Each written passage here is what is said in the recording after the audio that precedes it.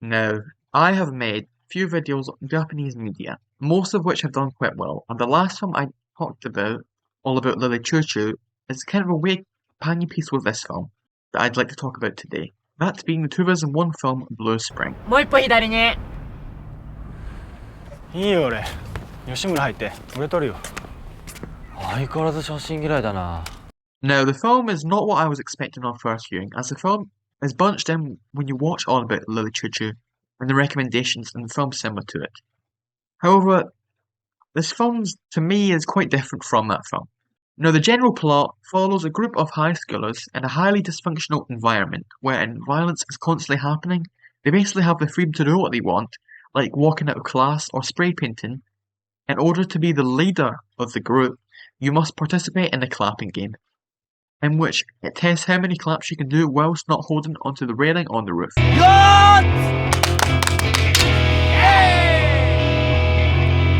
Now, the film is rather depressing in tone, as these kids are basically hopeless or don't have very many options, which is the main idea and theme throughout the film, as each gang member is still trying to figure out what they want to do. The four main characters, I guess, of the film are Kujo, the main protagonist, who is the leader of the gang, Aoki, Kujo's best friend and right-hand man, Yukio, and Kimura.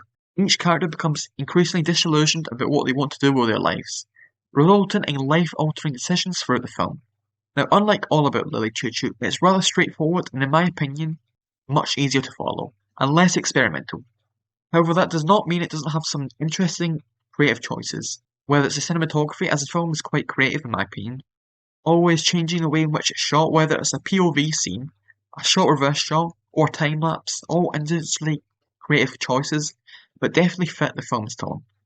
Each of the four main characters' stories each end in a somewhat tragic manner. For example, with Kimura, he decides that instead of sticking with school, he joins the Yakuza, which he acknowledges to his friend this will indeed ruin his life. 受け取り返してこい。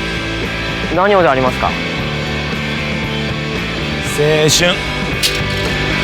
Then we get to Yukio, who is a rather interesting character, as he's shown to be prone to violence, in the sense he's always talking about it, even one of his first lines being about wanting to kill someone. 殺すよ。Which will be reincorporated later on in the film. He's shown to be like Kujo, not really sure on what he wants in life. When asked by a teacher about his dropping grades and his dreams, he says that he has, quote, vague dreams, like world peace. And we get an interesting conversation with Yukio and Kujo where they both discuss their lack of ideas on where and what they want to do with their lives. どうするの？就職？進学？俺はウルトラ警備隊。それバイト？ This lack of idea in his life culminates in the bathroom scene in which the character Ota, who Yukio is shown to dislike due to his sucking up nature, are in the bathroom and Yukio, in a fit of confusion and anger, decides to kill him. After which, Yukio is shown to be on the stairs smoking and says this to his teacher. 死ぬか。待てよ待てよ。兄貴いるぞお前。兄貴。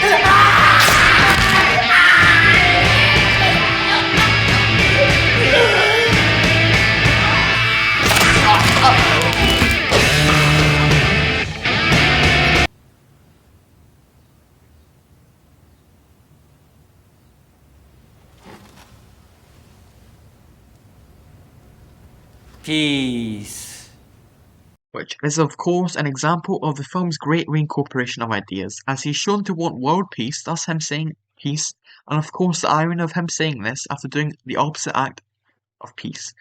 The scene is made even better by him playing Beautiful Dreamer on the guitar, which is a song which is written from the perspective of someone who doesn't have anything to care about, and is possibly dead, and of course symbolises the themes of dreams and youth throughout the film.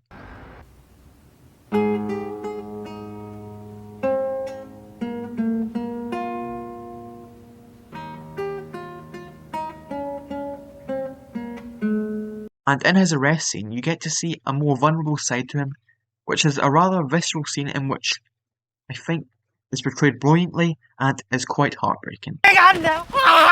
話してって。俺は卒業すんだから。俺は卒業すんだって。話してって。話せよ。Now, Aoki and Kujo are interlinked characters and looks up to him. However, due to Kujo's laid-back, bored attitude, it's shown to really anger Aoki due to Kujo not really using his fear factor around the school cause much violence. Him only really doing so when threatened, and eventually after the group splits up with Yuki's arrest and Kimura leaving to join the Yakuza, even people start losing their fear of Aoki and Kujo. It leads to Aoki starting to dislike Kujo and thus becoming the main bully of the school, and he adopts a much more rogue army-like haircut and causes chaos around the school, and starts to lose his mind, which is demonstrated quite well with the increasing nature of the black spray paint across the school, which coincides with both his psyche and the drawing which Kujo draws on his desk, which is reincorporated in the final shot of the film, with the drawing symbolising Kujo's lack of identity and the anger and fear he's feeling. Thus, it's rather horror, scary-looking style, and I think reflects Kujo's apathy throughout the film.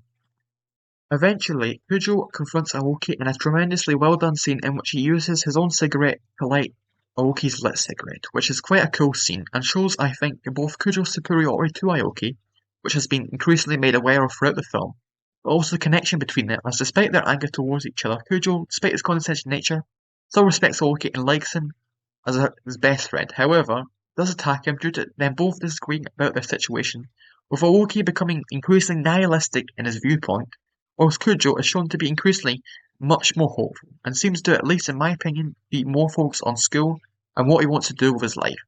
There's even a butterfly behind them, which usually is a symbol of rebirth, i.e. an epiphany, which Kujo seems to have. However, notice it's painted black, which is intentional, which I'll get back to later.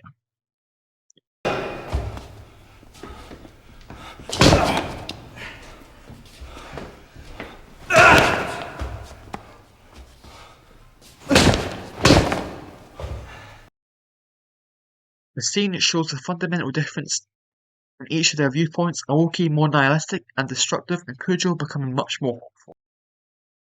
Thus culminating in Aoki snapping, painting nearly a whole room in black spray paint, and eventually himself, his hand fully black, and his face nearly all as well, in which we get a great time-lapse shot, which is just beautiful in my opinion, as it perfectly illustrates how each character feels like they're insignificant and their lack of identity in this world.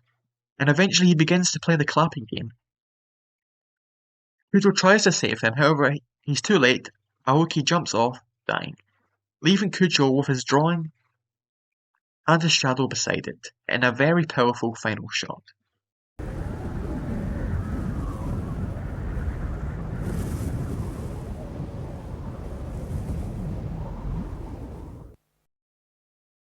Whilst the film is bleak, it's not overly depressing in tone.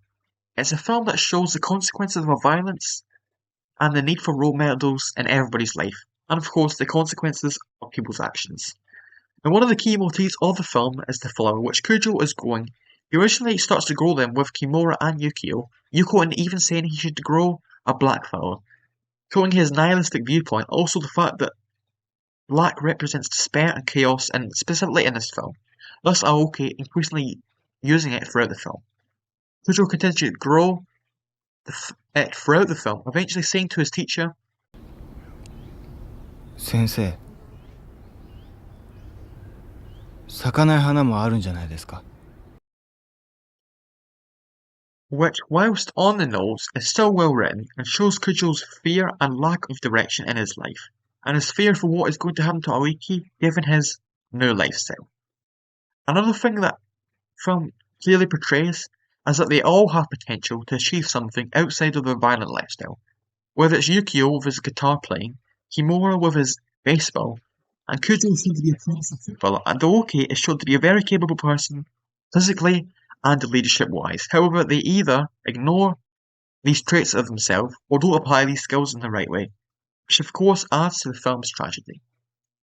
Overall, a terrifically well-written, acted film with creativity all throughout the film, mostly working in my opinion, and I highly recommend the film, as it has important themes about youth, violence, and disillusionment.